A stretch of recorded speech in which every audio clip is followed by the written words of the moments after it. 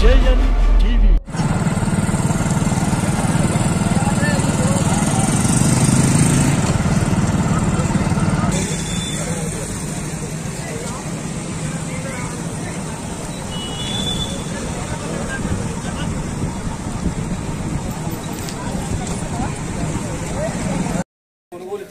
తెలంగాణ రాష్ట్ర సమితి TRS party శాంతియుత మండల పార్టీ కావున ఇంటి విషయం తమకు తెలియజేయట గురించి పై విషయానుసారంగా తమతో చేయు మనవి ఏమనగా తెలంగాణ రాష్ట్రంలో యాసంగి వరి ధాన్యం పండించి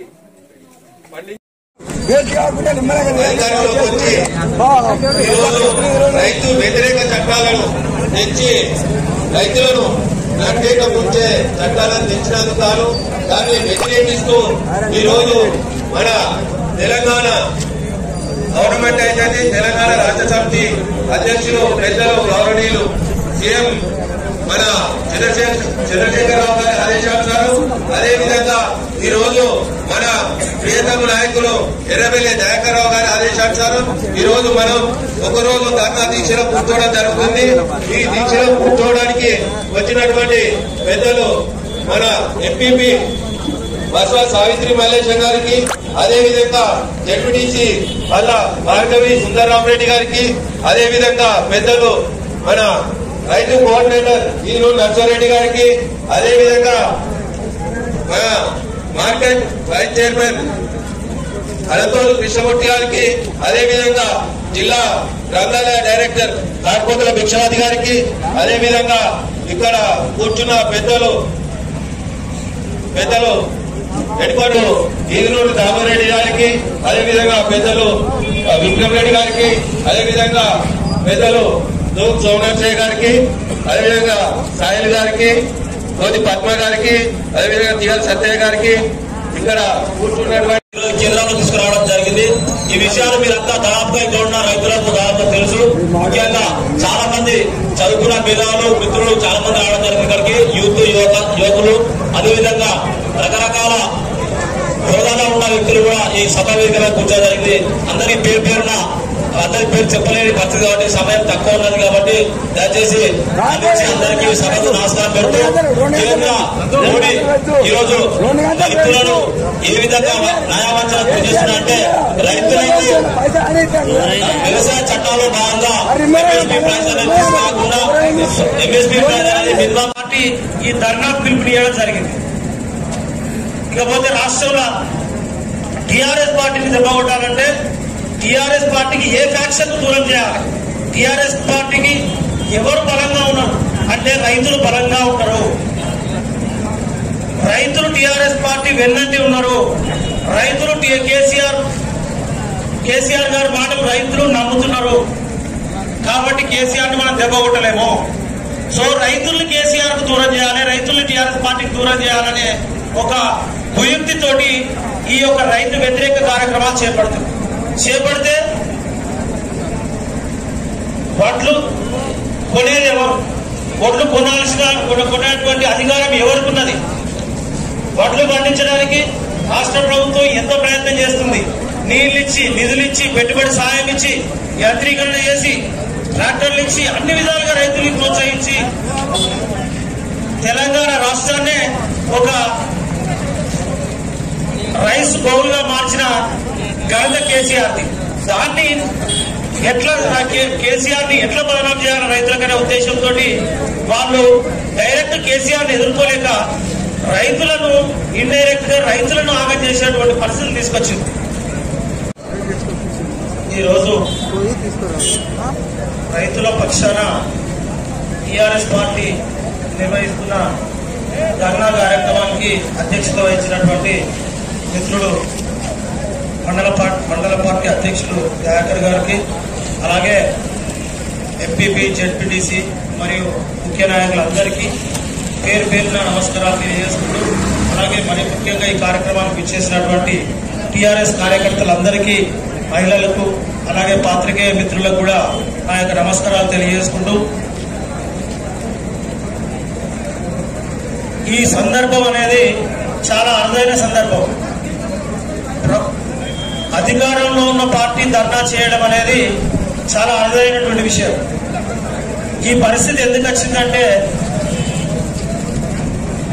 విషయం దాదాపుగా ఇప్పుడు వక్తలందరూ అన్ని ఏ విషయాల గురించి మాట్లాడాలో ఆ విషయాలు అన్ని కూలంకుషంగా మాట్లాడి విషయం ఇక్కడ ఈ పంచాయతీ ఏంటంటే బీజేపీ పార్టీ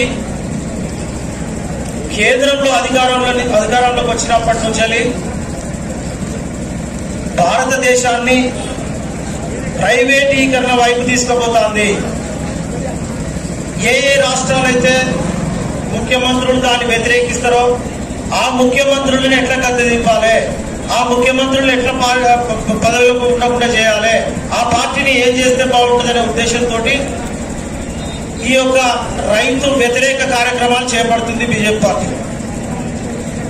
దాదాపుగా సౌత్ మొత్తంలో బీజేపీ పార్టీ ప్రవేశించడానికి ఎన్నో పన్నాగాలు బతుకుతాను కానీ ఎక్కడ కూడా ఈ సౌత్ లో సక్సెస్ అయితే లేదు. నార్త్ లో రాముడు పేరు చెప్పి అధికారంలోకి రాగలిగింది కానీ ఈ సౌత్ లో ఏ పేరు చెప్పి అధికారంలో రావడం వాళ్ళకి అర్థమైతే లేదు. ఆ క్రమంలో తెలంగాణలో కూడా ఎలాగో బాగా వేయాలనే ఉద్దేశంతో పన్నరాని కుయుక్తులన్నీ పట్టుకుంటూ కేసీఆర్ కు ఉన్నటువంటి ఇమేజ్ ఏముంది, కేసీఆర్ ను ఓడించాలంటే ఏం చేయాలి, అగో ఈ కార్యక్రమం మీద బీజేపీ పార్టీ ఉంది. కేసీఆర్ కు అత్యంత ఆదరణ కలిగిన నాయకుడుగా భారతదేశంలో ఒక ప్రజల నుంచి ఉద్యమ నాయకుడిగా పుట్టి అధికారంలోకి వచ్చి అంతే ఉత్సాహంతో కొత్తగా ఏర్పడిన రాష్ట్రాన్ని ఎన్నో సంవత్సరాల కింద ఏర్పడిన రాష్ట్రాల కంటే ముందుకు తీసుకుపోయే విధంగా కేసీఆర్ ఈ యొక్క నిర్ణయాలు ఉన్నాయి.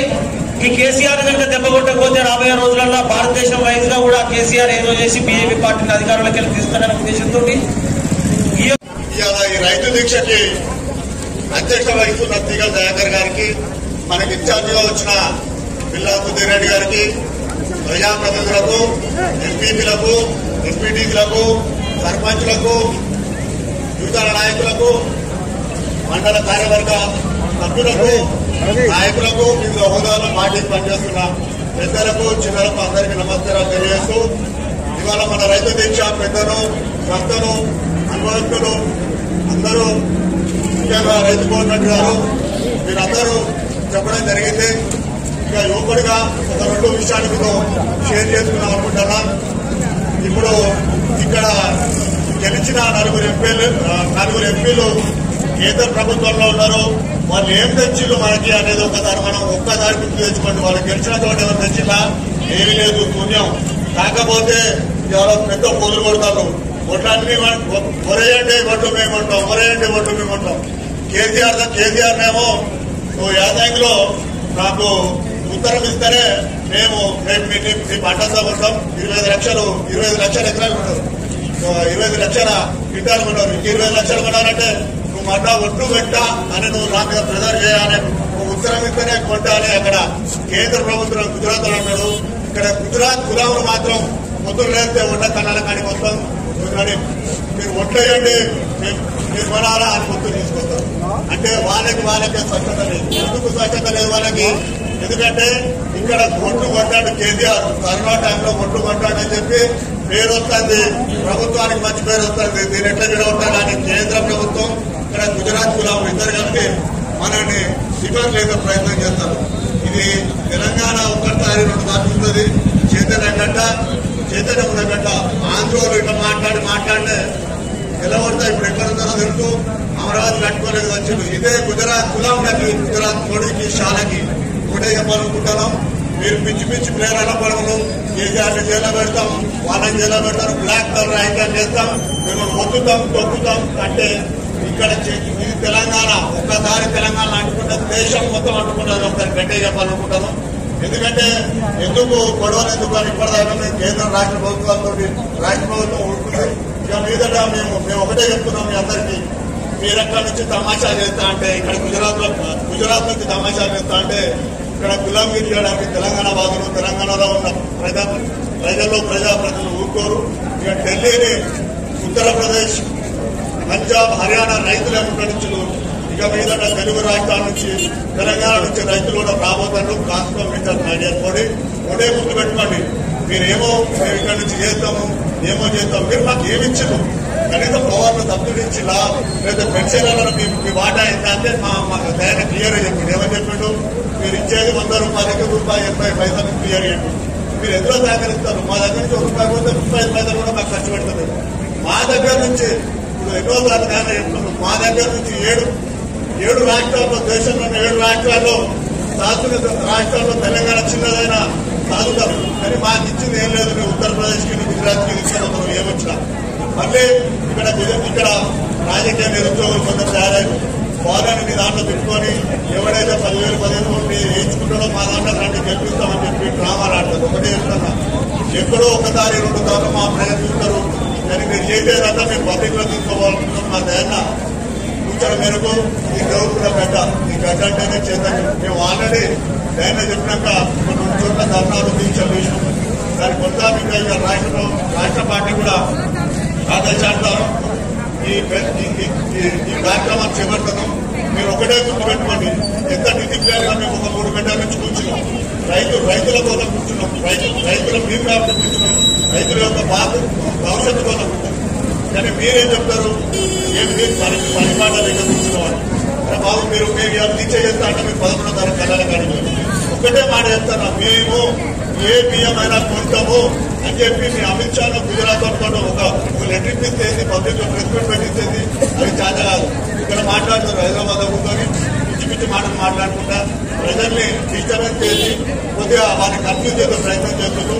నేను ఒకటే చెప్తున్నా, కొంచెం ముందు యువకులు కూడా కన్ఫ్యూజ్ కావద్దండి. ఒకటే ఆలోచన చేయండి. నోటిఫికేషన్ కూడా దాదాపు 6 నెలల్లో వస్తుంది. ఎందుకంటే ఒకసారి ఆలోచించండి, అమెరికా, లండన్, జర్మనీ లాంటి బాగా సంపన్న దేశాలే దుబాయ్లో అయిపోయినాయి కరోనాతో. కొంత ఇప్పుడిప్పుడే చదువుకుంటున్న తెలంగాణ కూడా చదువుకుంటారు. కాబట్టి దయచేసి ఈ కరోనాతో కొంత మనం వెనుకకు పోయిన మాట వాస్తవం. సంక్షేమము జీతాలిచ్చే పరిస్థితి ఇచ్చుకుంటూ కరోనా టైంలో రైతాంగ వాడు బయటకు వెళ్తే ఇబ్బంది పడతాడని చెప్పి ఆరోగ్యం మళ్ళీ కళ్ళాలు పెట్టుకుంటారు. ఆ కళ్ళాలలో పెట్టుకొని కొనుక్కుంటారు. వీటికి సర్దుబాటు చేయడానికి ముఖ్యమంత్రి గారికి కానీ బడ్జెట్ కానీ కొంచెం ఇబ్బంది అవుతున్నట్టుంది. మీరేమి ఇబ్బంది పడద్దు. ఒకటి ఆలోచన చేయండి, ఒకటే ఆలోచన చేయండి. ఇవాళ అక్కడికి వెళ్తే దుబ్బాకకి ₹1 అయినా మీకు కేంద్రం నుంచి పలానా తీసుకొచ్చినా నేను గెలిచినందుకు కానీ ఇప్పటిదాకా పండించిన. మీరు ఆలోచపడద్దు, దయచేసి ఆలోచన చేయండి. 70 నుంచి 80,000 లక్షల ఉద్యోగాలు ఇస్తా అని చెప్పి చేశారంటుంటూ కొంచెం ఓపిక పట్టండి. యువకులారా, మనం యువకుల శక్తిలో తెలంగాణ సమాచారం తెలుసు. తెలంగాణ సాధించుకుంటే యువతతో అదంతా తెలుసు. కాకపోతే వాళ్ళు ఏదో చెప్తున్నా కన్ఫ్యూజ్ ఏదో మాట పెడుతున్నారు. దాంట్లో బయటికి రావాలని కోరుకుంటున్నారు. యువకులారా, మీరు ఒక 6 నెలలు ఓపిక పట్టండి. రాష్ట్ర ప్రభుత్వం మెల్లమెల్లగా ఉదిగా పడుతుంది. మీకు నోటిఫికేషన్ ఇస్తుంది, మీ భవిష్యత్తు బంగారు బాటలు ఇస్తుంది. ఇవాళ ఒక్కసారి ఆలోచన చేయండి. విలేజ్ లో ఉన్న ప్రతి ఒక్క సంక్షేమంలో ఉన్న యువతల కానించి రైతు కానించి ప్రతి ఒక్కరిని అడ్రస్ చేసింది తెలంగాణ గవర్నమెంట్. మిమ్మల్ని ఎందుకు అడ్రస్ చేయాలి? కొన్ని ఓపిక పట్టడం తెలియదు. ఒక్కసారి అందరం తెలంగాణ వీరులకు జై తెలంగాణ, జై కేటీఆర్. Thank you. ఇప్పుడు కేంద్ర ప్రభుత్వ రైతు వ్యతిరేక చట్టాలను తీసుకొచ్చిన దానికి నిరసనగా ఈ తెలంగాణ రాష్ట్రంలో అన్ని కాన్స్టిట్యుయెన్సీ లో మండల కేంద్రాల్లో ధర్నా చేస్తున్న మన ధర్నా కార్యక్రమం అధ్యక్షత వహించిన తీగల దయాకర్ గారికి, అదేవిధంగా మన ఇన్ఛార్జ్ పిల్లా సుధీర్ రెడ్డి గారికి, ఇక్కడ వేదిక మీద ఉన్న రైతు కోఆర్డినేటర్, మండల రైతు కోఆర్డినేటర్ నరసింహారెడ్డి గారికి, వివిధ హోదాల్లో ఉన్న మండల నాయకులకు, అదేవిధంగా రైతులు, రైతాంగానికి, యూత్ కు, అందరికీ, ప్రింట్ మీడియాకు, పత్రికా మిత్రులకు అందరికీ పేరు పేరున నమస్కారాలు తెలియజేసుకుంటున్నా. ఈరోజు ఒక్కసారి ఆలోచించాలి.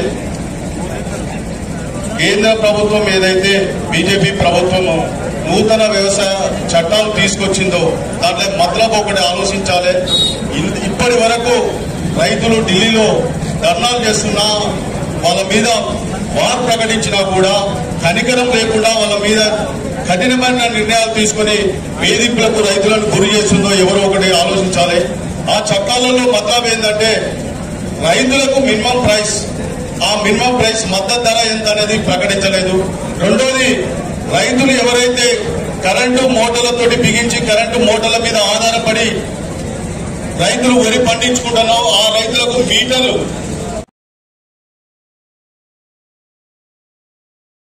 Hi! Subscribe to JNTV Telangana.